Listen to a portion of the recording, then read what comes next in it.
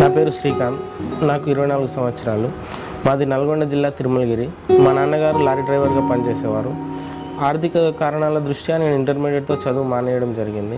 చదువు మానేసిన తర్వాత సిటీకి వచ్చాను. సిటీకి వచ్చి ఎన్నో ఉద్యోగాలు చేశాను తప్పితే నాకు ఇంతవరకు మెరుగైన ఉద్యోగం లభించలేదు. ఇప్పుడున్న ప్రభుత్వం మాలాంటి వారిని అసలు పట్టించుకోవడమే మానేసింది. కానీ ఉద్యోగాలు కల్పించడం కాకపోయినా మా నైపుణ్యాలను మెరుగుపరచుకోవడానికి కూడా ఎటువంటి అవకాశం కల్పించలేదు. మాకు ఎంతో నేర్చుకోవాలని ఉంది, కానీ ఈ ప్రభుత్వం ఎటువంటి అవకాశం అయితే ఇంతవరకు కల్పించలేదు.